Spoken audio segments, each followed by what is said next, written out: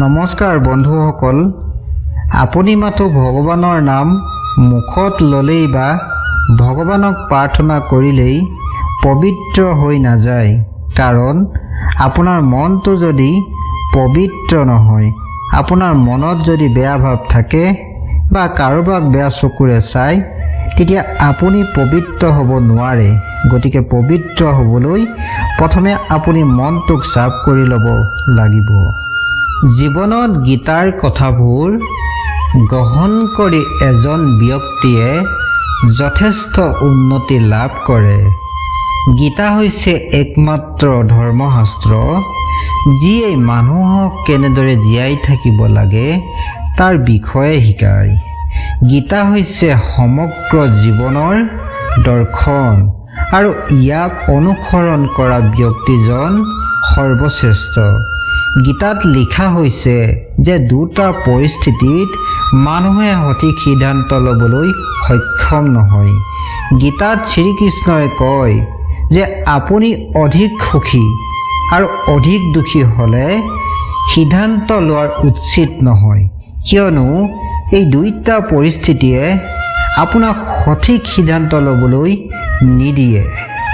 গীতাত লিখা আছে যে কেৱল প্ৰদৰ্শন কৰাৰ বাবে ভাল নহ'ব। ঈশ্বৰে আপোনাক কেৱল বাহিৰৰ পৰাই নহয়, ভিতৰৰ পৰাও জানে।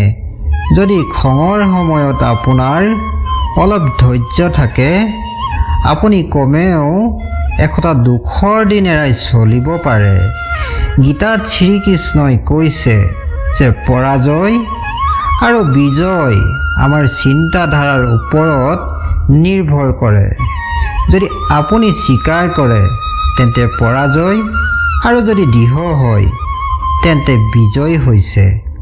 গীতাৰ মতে কোনো ব্যক্তিক ভালদৰে নজনাকৈ আনৰ প্ৰতি তেওঁলোকৰ কথা শুনি কোনো ধৰণৰ ধাৰণা কৰাটো মূৰ্খামি। বন্ধুসকল, আমি যদি গীতাৰ বাণীসমূহ, গীতাৰ বাক্যসমূহ ভালদৰে পালন কৰিব পাৰোঁ, তেতিয়াহ'লে আমাৰ দৈনন্দিন জীৱনত আমি সফল হ'ব পাৰিম। যদি আমি সদায় এই গীতাৰ কথাসমূহ বা গীতাৰ বাণীসমূহ যদি মানি বা চিন্তা কৰি চলোঁ, যদি কোনোবা সময়ত কিবা অসুবিধা হয়, তেতিয়াহ'লে আমি যদি গীতাৰ বাণীসমূহ মনলৈ আনো, তেন্তে আমি জীৱনত সফল হ'ব পাৰিম। গতিকে আজিৰ এই ভিডিঅ'টোৰ ইমানেই আছিল।